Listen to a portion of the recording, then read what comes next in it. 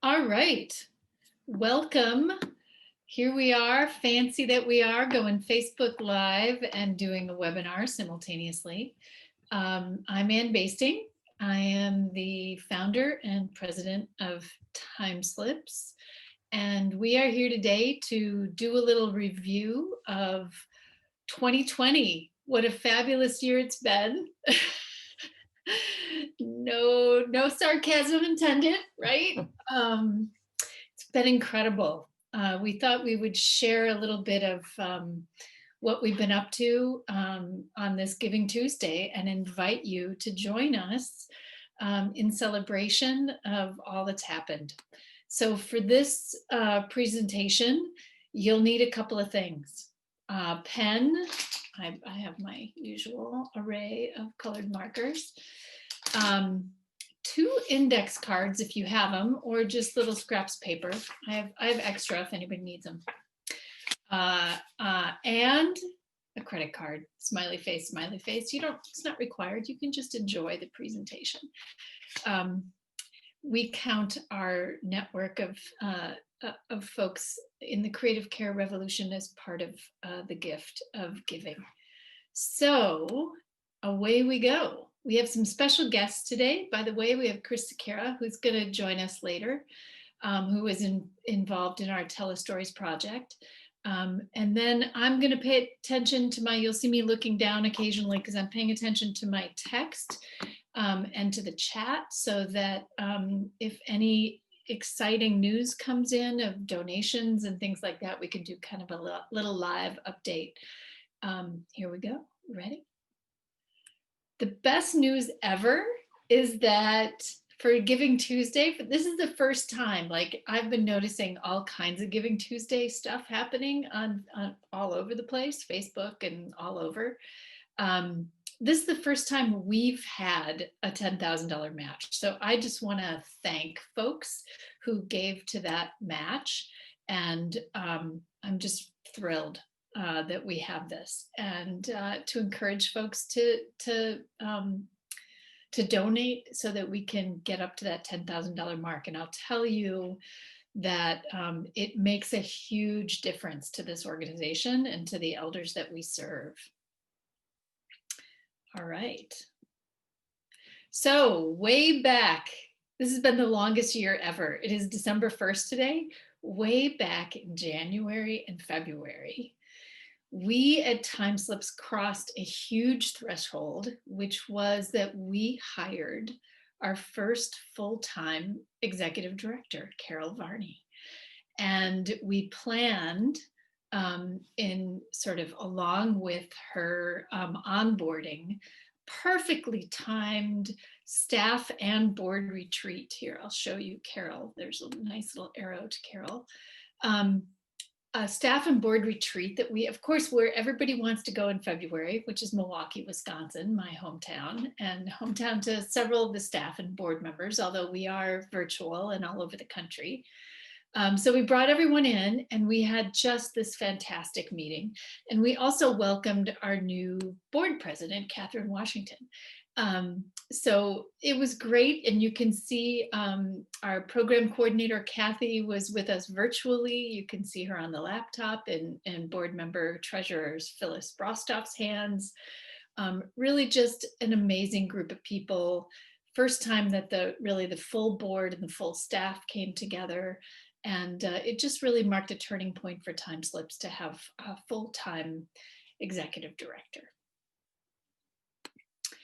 And also then in March was a big exciting thing for me, which is that I went to Boston to give a TED Med talk.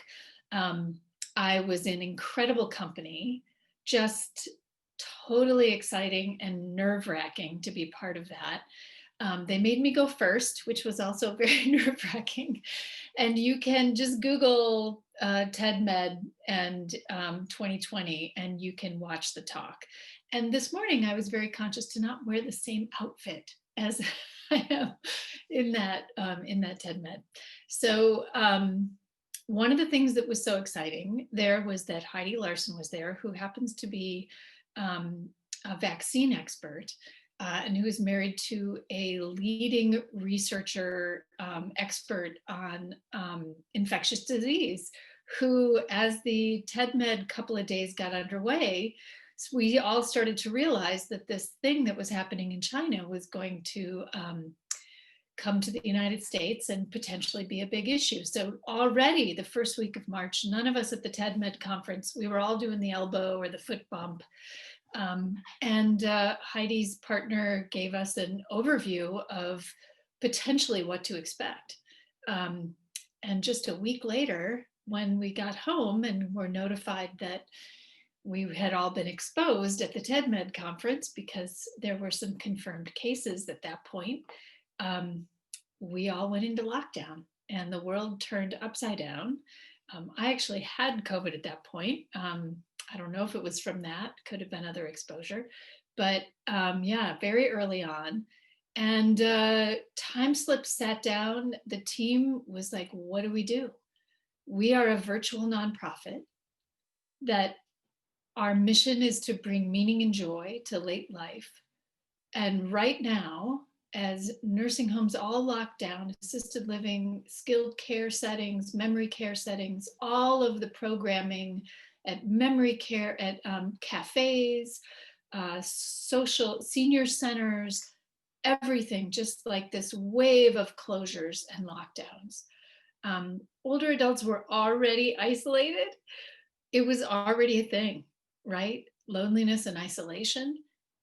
This was just about to go through the roof, as well as this very frightening fact that it was affecting older people and in these care communities the worst.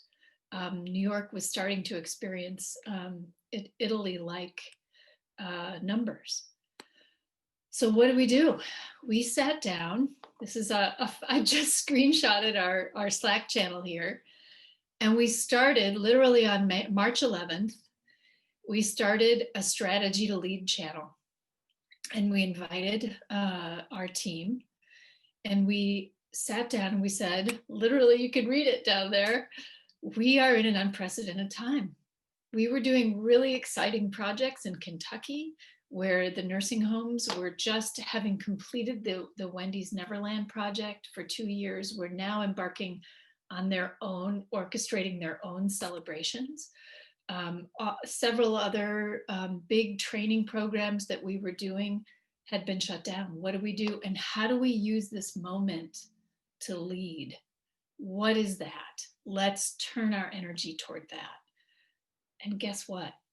It was an explosion, just truly an explosion of ideas and creativity. I think I captioned this team goes to 11.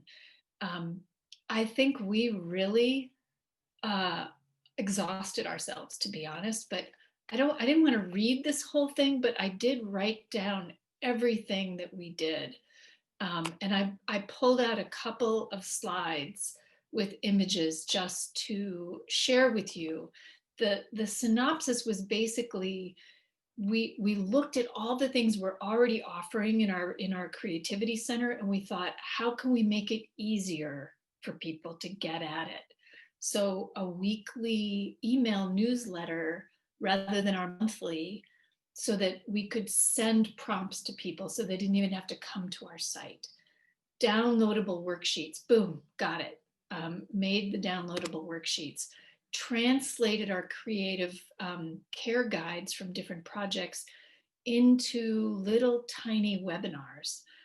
Just really trying to make everything as accessible, as free, as easy as possible. Thinking of all those family caregivers who were suddenly without their networks, without the people to come in and give them relief, really just focusing on staying infection free. We really wanted to make sure that everything we had could go to helping them. Discounted the training. Some of you maybe got to take advantage of that. That went from like April through, I think, almost the end of July. It was great, and we saw a lot of people getting trained at that point. Let's see, shifting. We were doing a huge project called engagement parties, which was such an exciting, thrilling project with Ralph Wilson funding that Andrew Morton was leading. He was putting together in collaboration with our partners at the Greater Michigan chapter of the Alzheimer's Association, their family caregiver support groups, really a grassroots party that families could host for families and neighbors and friends to come together to learn these very simple creative engagement techniques as ways to stay connected. And these were going to be in person, informal gatherings, and we were creating all kinds of materials to support that: host guides, training, simple modules, things like that. Of course, we had to switch everything to be virtual. It turned out to be great because we already had enough of it in place that we could offer these virtual engagement parties as a way for people to learn these techniques. Let's see. I will walk you through. I think I have all the slides now for this list. Next, we worked with our partners who did our Lafayette American, which is a creative agency in Detroit. They helped us with our whole new look, our branding, our logo, all of our imagery. They said, what can we do to help? And we said, let's make postcards. So we made these beautiful, hey, look, I have one right here. What is the most beautiful sound in the world? And on the back, I don't know if you can see it forward, it says, here's my answer, what's yours? And then there's an 800 number on the bottom that people can call. HarperCollins, who published the Creative Care book, helped pay for this printing. We printed 50,000 of them. Of 4 different postcards, and a little creative care from TimeSlips.org, and Leading Age was our other partner. They gave us funding to help print these postcards and then to ship them. They also put up a notice to their membership asking people, do you want postcards? Because everyone was in their rooms on lockdown in these care communities, and they could deliver these with meals. And we sent them, let's see, where did we? 40,000 postcards went out to 245 different care communities. That was an extensive UPS bill, as you might imagine. So we were very thankful to our donors for that project. One of the places that we shared these cards with was a place I love collaborating with up in Sheboygan called the John Michael Kohler Art Center. And they sent these out in little packets to people living in the community. They sent out a van. I think it was on Thursday nights to engage people. It was sort of like a food truck, but delivering meaningful engagement to people. And this was one of the answers that came in. And I just love this one. What is the most beautiful sound in the world? Your mother's voice from birth till the end of time. So on one of your pieces of paper, I would love for you to write down the 800 number so that you can call in and leave your response to what is the most beautiful sound in the world, which is 800-220-1822, extension 1. 1-800-220-1822, extension 1. We also wanted, at that point, very early on, I think this was probably March and April, we didn't know how this thing spread. Do you remember that? Everyone was wiping down every surface. People were not accepting mail. People were really worried about it. But what happened was some places really wanted mail, and they were just holding it for 24 hours to make sure that infection wasn't a problem. So we curated a list of care communities across the world from our network. We just sent out who wants cards? So we have this curated list on the TimeSlips website. If you go under the top nav bar, it says Get Involved. And the first button underneath that tab is Postcard Challenge. And you'll see our Postcard Challenge. We gave models for how to bring a little creative engagement through a postcard. One of my favorites is from my friend at Lafayette American, Toby Barlow, who wrote this postcard. You can see it here. This looks like a place where there were plenty of adventures, sword fights, a vial of love potion, a monster in the lake who has a pure heart. What do you think happened here? A little mystery to brighten people's day. We also had a lot of people whose kids were suddenly at home, writing and drawing pictures and sending them to the list. We have some incredible folks that we've learned of. And if you are using this list, please let us know. We want to share your story. We have Allie Cant, who's a high school student from Colorado Connection School, who's written hundreds of postcards, and we're thrilled. She has shared some of the pictures of her cards that we're going to be able to share with you over the next couple weeks. We had Marla Cattermole, who is with the Dauphin County Library in Pennsylvania, who's a brand newly minted Creative Community of Care, our organizational training, and they've been doing postcards, as well as Amy Souza, who is based out of Portland, Oregon, has an alliance of artists called the Spark. We also have a Spark Alliance, that's a different one, but Amy's, she's been mobilizing artists who inspire each other to use this list and send cards to the folks on the list. And here you can see a little update is that we're at 20,500 plus total postcards committed.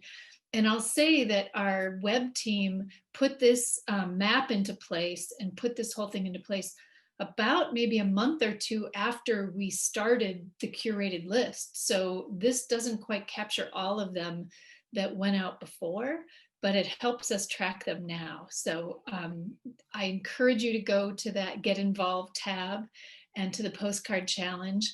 Find anywhere in the world. This tracks how many are received in different places. So if you see a place that needs a little extra love, it isn't getting as many as others. I also have been exchanging postcards, as has a couple of folks, in the early days when Italy was so hard hit. Our friend Luca Carli over there, who's been doing just incredible work with TimeSlips in the museums in Florence, in the long-term care facilities there. We were exchanging postcards and letters, and he said it was truly a lifeline and continues to be as Europe starts to experience the second wave like the United States. Also into this moment came 25 years worth of work in the form of Creative Care, which was launched in May. And I'm so thankful to all of you who picked up a copy and gave it to somebody who needs it. It's still a great gift for these holidays. It's an uplifting story in dementia. It brings hope, and it was really moving to release it at a time when it was so incredibly needed. A little tough since suddenly conferences were all shut down, and the usual book promotion tour looked a little different, but we did a lot of radio. I'm always happy to do blog posts for anybody who wants to do one, or to share and do a reading. So just let me know. But it was just an incredible feeling to bring this out. We launched it with Boswell Books, our independent bookstore here in Milwaukee, with a virtual launch, a couple hundred people. So it was a really special occasion. I hit a wall in April, and I couldn't be creative.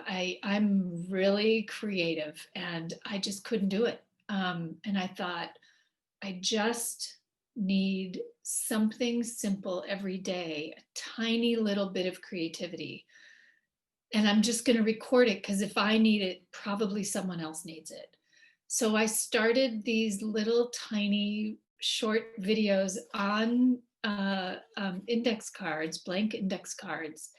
And I thought I would do one with you now. You can see the one that's covered up so that you can do it. So on the bottom part of a little piece of paper, a lot of people didn't use index cards, they just used a scratch of paper. So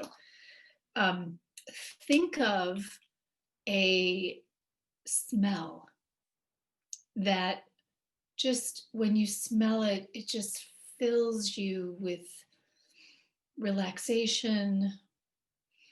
It's just calming. You just love this.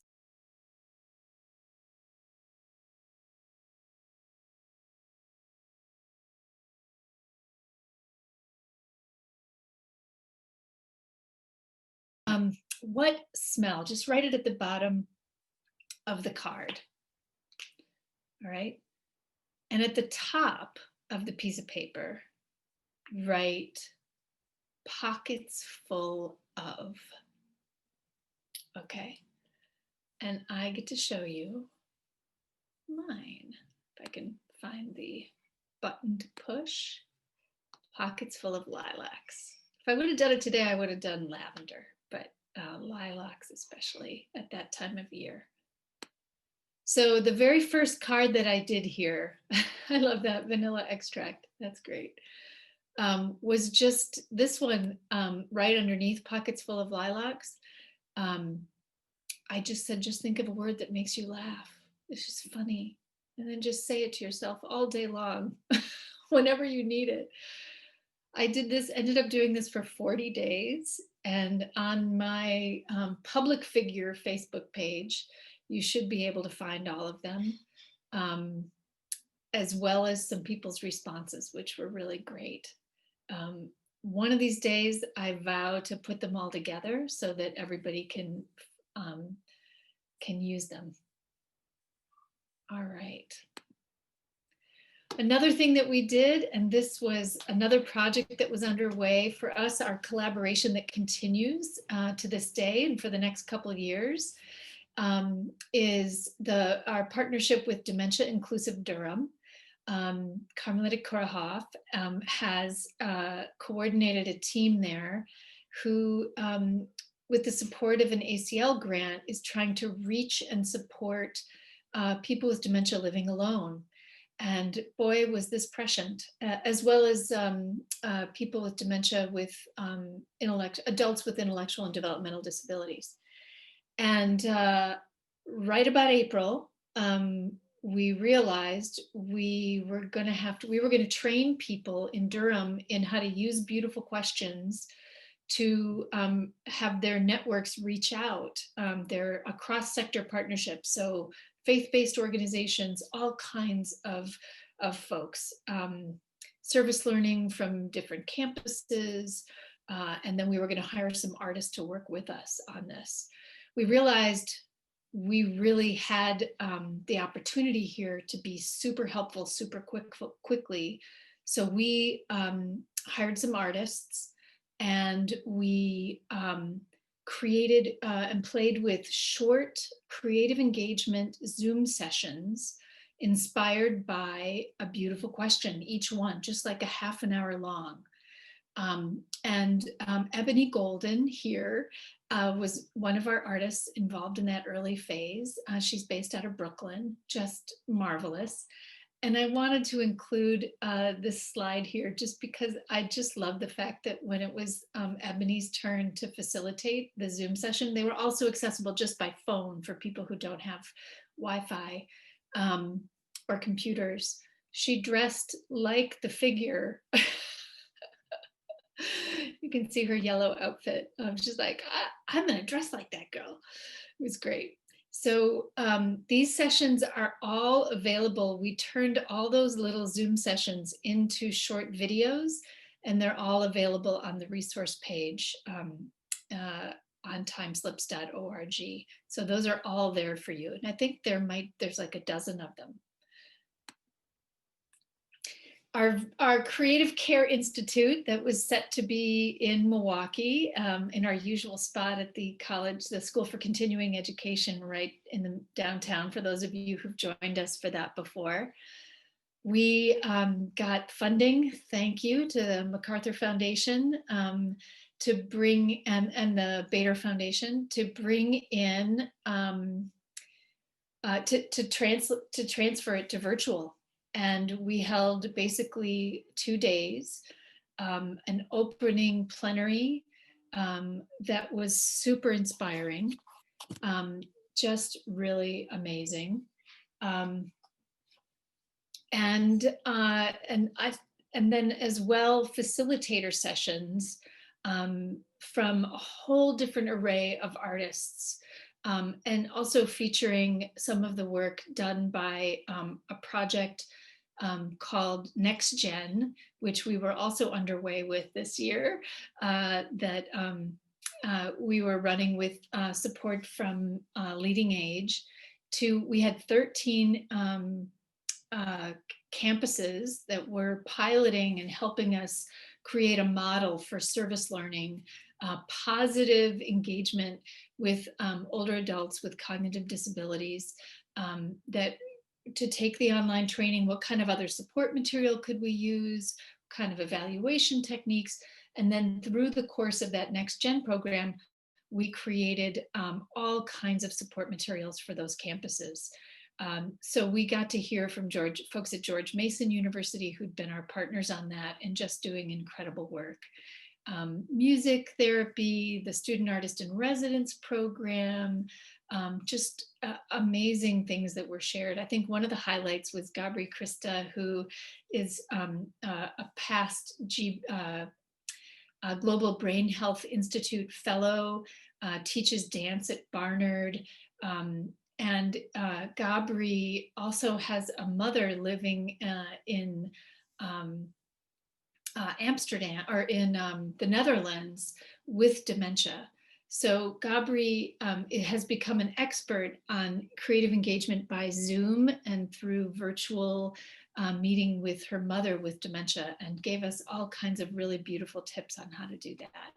It was just a thrilling couple of days that I was really proud of how we pivoted and adapted and gave people tools that they need right now. It was all free. So here's the output from that little burst of the team goes to 11, 15 webinars. These are all available on the resource page. Creativity guides, some of which were turned into short little videos for people to make them even more accessible. We hired Andy Rudloff, an artist who was part of our team in the Kentucky project, to create mural templates that people could use to paint on the outside of a window, and then have the older adults inside the care community paint, fill in the lines on the inside. It was also coloring pages, and other artists that we worked with created coloring pages that are also downloadable. The Wendy's Neverland videos and worksheets, the engagement party guides, all of these things are available free on our resource page now for people to download and use. So after that period, I think after the pivot, what can we do? Strategy to lead, we exhausted ourselves. What can we possibly do other than hand it off to our incredible network?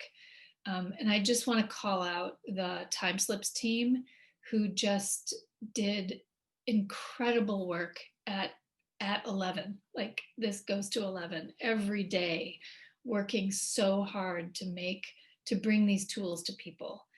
What was incredible, and really the story here, is that once we handed all these things off, we really started seeing our entire network of certified facilitators, of family members who are connected, of students through the Next Gen program, our trainees and organizations pick up the ball and just run with it. So we orchestrated an incredible handoff. One of the examples of this that I want to give is that in one of the creativity guides that we really proudly put online was the Superhero Project. And you can see Elaine Malley here, and Carrie Hansen, who ran the Next Gen program, also worked with her on this.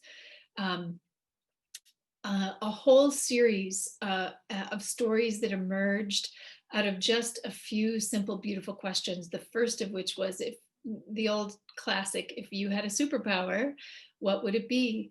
And these folks gathered at the St. Anne's Intergenerational Center, ran with it, and not only created a superpower for themselves, but an entire superhero persona, including their nemesis, their costume.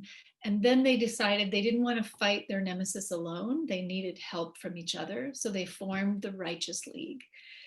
We did a webinar on this as well, which you can watch on the resource page. Then Elaine worked with her team to create the creativity guide. Well, the folks that we were working with, Signature Healthcare in Kentucky, based in Kentucky, but all over the region, the trainees at the 12 nursing homes in Kentucky, and Angie McAllister, our lead partner there, loved that webinar, was so moved by it, loved the creativity guide, and decided to hold Super Summer. So they did several weeks over the summer of a creative challenge every week, inspired by the Superhero Project, where they battled, they created their own superhero power and persona, and they were battling lady loneliness. And they really did a whole series of events, and those are all accessible on the Signature webpage as well, because one of the things about the creative community of care training is that we really encourage the organizations to turn outward for their programming to be used not just to engage the residents or the elders, but as a connective relationship and community building device to connect to family members, to staff, to volunteers, using it as a way to build community. And so in order to reach family members who clearly were desperate for ways to connect, since they could no longer get into the building, they made, Signature made these creative challenges available for folks at home as well. And then when they called in or met at the window or met out in the parking lot, they could use that activity as a way to connect and chat and talk. It was just fantastic. So our Inspiring Network grew with that discount on training. We now find ourselves, magical update of the day, at 923 folks who are certified facilitators. And you can see them and the creative communities of care that have all gone through the training, as well as where our master trainers are located. And this is a little US centric. I couldn't screen capture the whole global map and have it make sense. So I just defaulted to this one. Apologies to the folks in Singapore. Can't quite capture all the way over there. And you can actually, on our homepage on timeslips.org, you can click on all of these to see where folks are, or you can click on the tab that says our network to see a listing, a hot linked listing of everyone as well. We were buoyed by the creativity that poured out of our network. As I said, some of the folks who picked up the postcard challenge, who picked up, we also partnered with Multiplying Good, which focuses on service among young people, to give them the postcard challenge, and that went out as well as the beautiful question approach. I think this project has been the most uplifting for me of the last several months, of the hardship really of the last several months. We know that not everyone has Zoom access.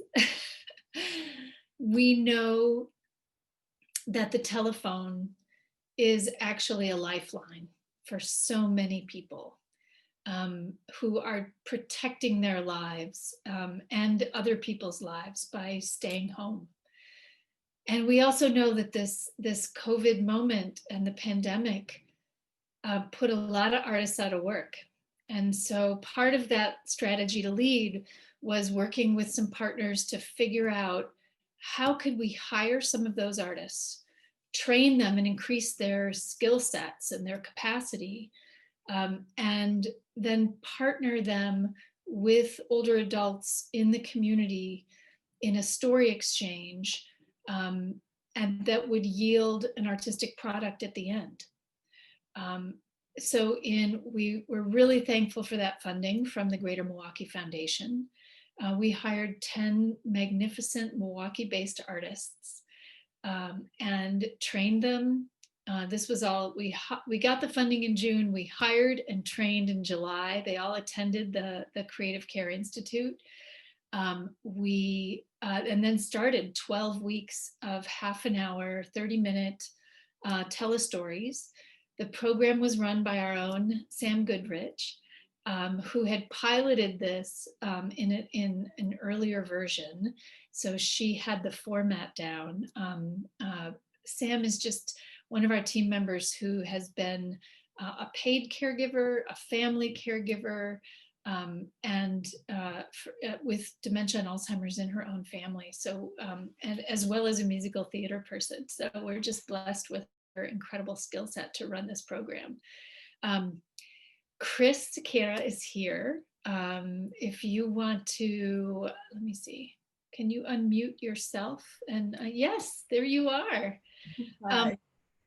We did a webinar on this project that reduced me to tears and that went to 90 minutes because it was so special, sharing all of the work of all of these artists and their partners. And I just thought we might echo some of that here by having Chris talk. If you could just talk about your experience a little bit of what it was like for you as an artist, and then also just some highlights, I think, from your experience. Yeah, it was a fantastic opportunity. We were put in touch through ERAS and the Milwaukee Christian Center. We were put in touch with isolated seniors. I got to work with 7 wonderful ladies, and we had weekly calls. So I would call them and ask beautiful questions, according to the training, and talk for about half an hour. And it started out with being something that I was keeping them company, and then they were keeping me company by the end of it. So, and then part of the program was we made a gift to give them. So each person got, so this is an illustration from, I did a little booklet, and this is an illustration from that. And everybody got the booklet. The booklet looks like this, and that's like the middle. Um, and this is the story that we made. This is a partnership that I had, like, with this with Dory, one of the ladies, and we made a story. And the way that she created the story was, it was with a story within a story within a story. So you see the outside is the first story, and then it goes blue is the second story, and then red is the third story. So I thought that looked like a matryoshka, the little Russian dolls. So that was the idea behind that. And also because as we were talking, um, in the story, when Dory was going back, the characters kept getting younger and younger, and they overlapped where I am in life, so there's like the second honeymoon people. And then they got to the very, very young people who were just meeting. And it became apparent after a while too that she was drawing a lot from her own life. So it's very the joke is very meta, right? But we were actually, there's a lot of me and a lot of her in this story. So each person she got that as a a painting, not a painting, like a print that she could put up, it like framed print that she could put up in her house, or hide or use to put something else. I don't know. Artists, insecurity. Everybody got the zine, and then the zine we also distributed to the greater community, um, you know, and I'm still distributing it. I still have copies that I'm sending in different ways to people. That's so great. If you had if you were going to recommend what this project, just talk about the impact, sort of what kind of an impact do you think it had for you It, as an artist? for me as an artist was fantastic because I'm switching from film to illustration, and to have no like a paid gig for illustration for the very first time, it was amazing. But the impact, I think the personal growth is irreplaceable, and that's something that I felt, talking some of the people I talked to this one old lady that said she gets so many spam calls and so many robocalls, and she was just so glad that the phone was ringing for her. That was one of the things she said, and it was really, you can tell that that I'm sorry, part of the training even is people losing their status in society, and this is something that brings, they're the focus of attention, and and all of this is made for them. So I think this, it was incredibly beneficial for the people who took part in it. Yeah, and I think, our approach is really that it's not, it's designed as reciprocal. It's designed as a mutual exchange and a growth opportunity. Um, uh, a lot of what they're used to is a service. Someone's calling, "Are you okay? Do you need anything?" This Yeah, was, "Let's make something together," yeah, right? I need you. I need your help. Let's make something together. Um, and absolutely. I, Eris, our partner, on one of the partners on that project, helped us do follow, pre and post um, loneliness scales from the UCLA loneliness scale, and we found 100% of the artists described themselves as less lonely after this project, which was great, and 51% of the older adults were less lonely. And we also did a control group because Eris was making hundreds and hundreds and hundreds of phone calls. So we had the opportunity to use a control group of the people who weren't in the program. And 23% said they were less lonely uh, over 12 weeks. So that comparison between 23 and 51, it's huge.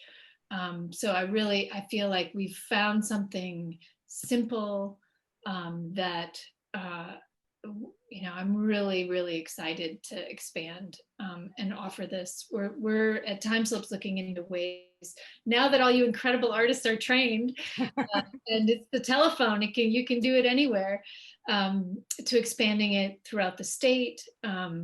Partnering in some exciting ways with folks as well. So to bring it to more people.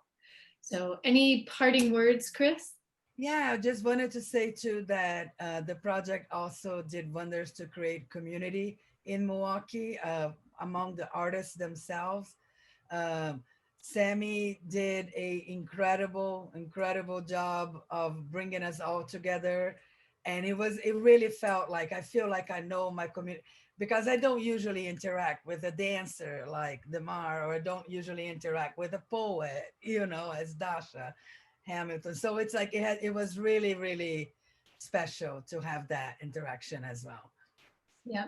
And I think the design of the program, the way we set it up with the weekly check-ins with the team, the full team, was really helpful to make that, to build that feeling. Um, Oh, it's all about community building. Yeah.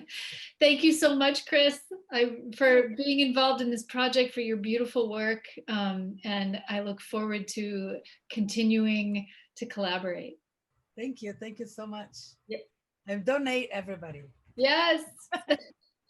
A little update there. I have a note from Carol, our fabulous executive director, that we have a donation from Park Cofield. Thank you, Park, who also came and visited us in Kentucky for the Wendy's Neverland performances that we did there. And by her estimate, we're about $3,000 into the $10,000 match. So that's exciting. Thanks so much. I know we also had a donation of $1,000 from our former board president and longtime friend of TimeSlips, Susan McFadden, who we are so happy to celebrate with the publication of her new book, Dementia Friendly Communities, from Jessica Kingsley. We also have Shelley King, who donated $50 from Canada.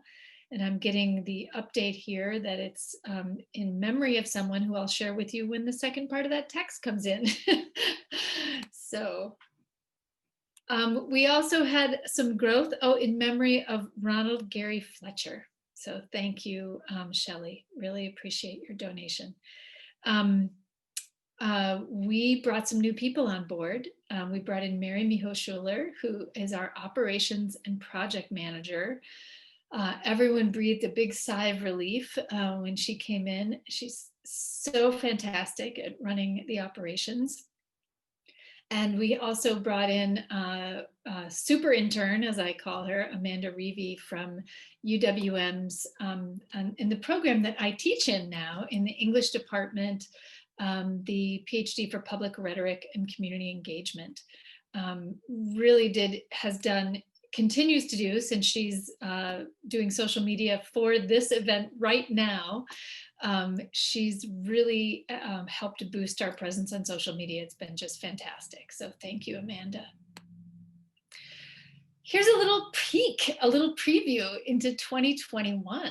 HarperCollins said, when I started writing Creative Care, which is really the story of my journey into this work, and the core elements of creative care, and then what happens when you pour those elements into systems, we can transform the way that we even think of care and provide it.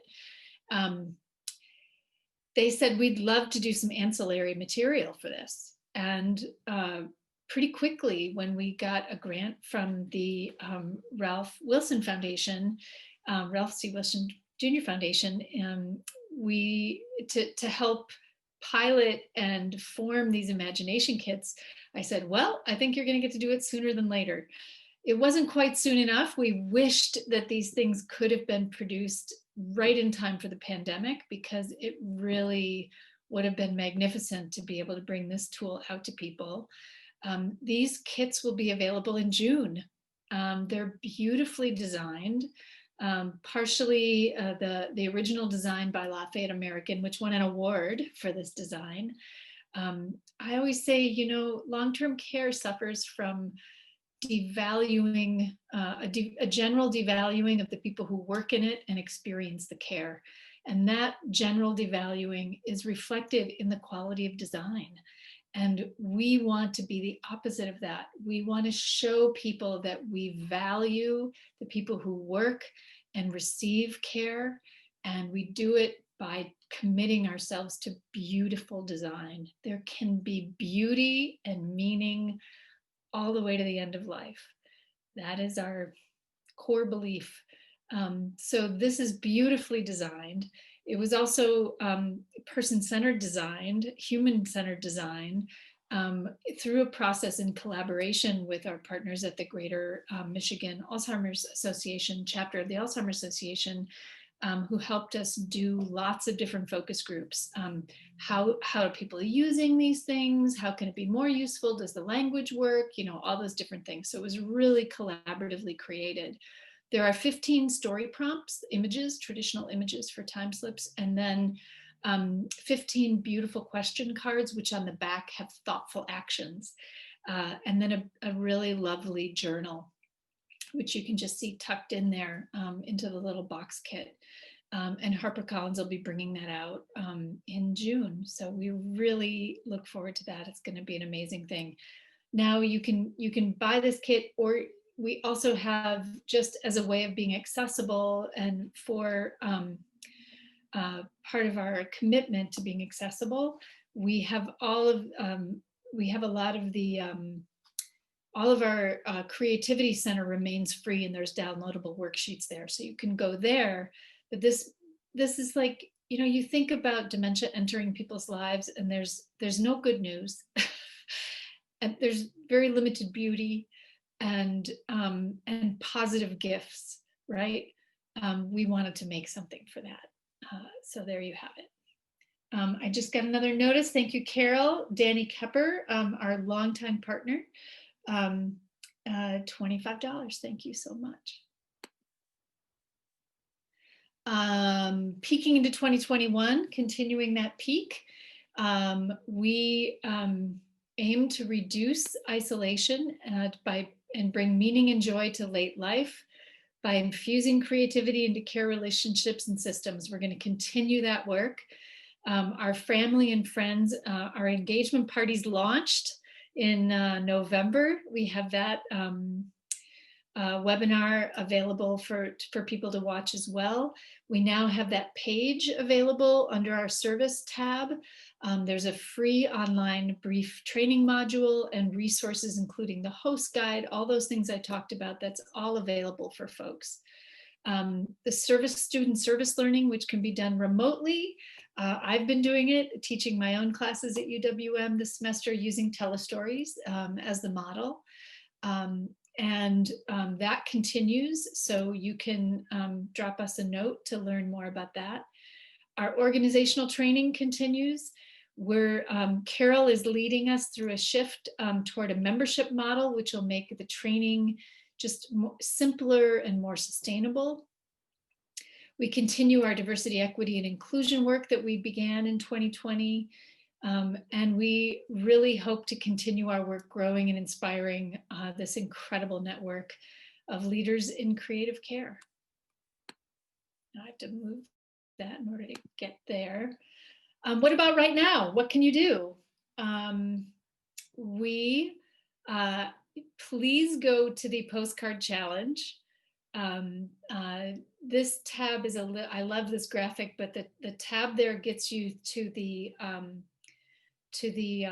actual listing of the nursing homes and care centers all over the world.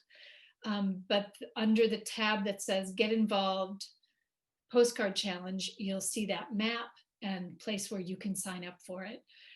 Over the next couple of months, we're going to be sharing out through social media and our blog examples of people in like I said, these incredible folks who've been doing this work, just really beautiful stuff. You can also, like I said, go to the training, take advantage of the training, the family and friends and the engagement party structure, which is all free, the student creative campus approach, integrating service learning, meaningful and positive service learning with older adults, particularly those with cognitive disabilities, and then our creative community of care organizational training. Brand new, we just created little videos explaining those different service groups, training groups, the families, students, and organizations that we focus on. And really the goal is to create this whole wave of people in the creative care revolution so that we can make meaningful engagement just a standard part of care. Engagement parties, here's the slide for that. Make sure if you have a family and people don't know how to engage, hold a virtual engagement party on Zoom. Super fun, it's great. You can also respond to the beautiful questions I have a couple more updates here. The Gilden Family Foundation. Oh, thank you. $500 in tribute to Lucille Ruth Miller Gilden. Oh, thank you so much. Um, let's see. Amy Walsh, $25 for your wonderful work. Thank you. And I, in turn, extend that wonderful work out to our network. Kathy Hawkins, $100, our program coordinator. Thank you, Kathy, in honor of her uncle and aunt who both experienced memory loss. Our beautiful questions have this 800 number. We are hoping to launch a second phase of Telestories in Milwaukee, but anywhere in the country, if you call in and leave your answer to a beautiful question, you know the instructions tell you to tell us where you are. We're gonna grab those voicemails and hopefully be able to share them out through public radio, which would be just great. Rebecca Griffiths, $50 in honor of a creative senior, Linda, who taught her so much. So here we are at our Giving Tuesday. It is 2:59 and we are making our way, thanks to that last burst of donations, toward the $10,000 match. I'm just thrilled. You see in this some photos of folks from Student Artist in Residence programs, Student Service Learning, the top three around the top there, and actually the winged wheelchair are all from the Kentucky Project. And just, I could not be prouder of this organization and the people in it. I feel blessed that it's moved so far beyond what I imagined it could be. I used to say we're limited only by our imaginations, and I've just been blown away by the creativity of the TimeSlips team and the broader TimeSlips network. Join us, sign up for our email newsletters. They're really inspiring. Our weekly dose of creative care, and give what you can of your time, your inspiration, or your credit card. Thank you so much. Anything else from my team? Liz Nichols, $250, one of our master trainers out in California. Thank you, Liz. And Ian Bannon, another certified facilitator doing incredible work out in Maine, $50 in honor of his grandma Wheezy's 90th birthday, which is today. Go grandma. Thank you all so much. What a thrilling day.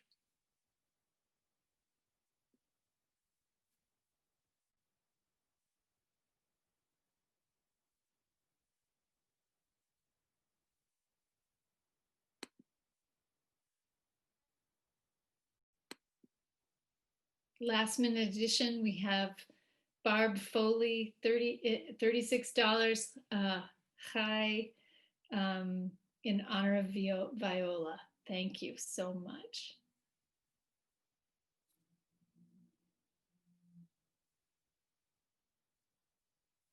Thanks everybody for joining us. I'm going to wrap it up. Join us again.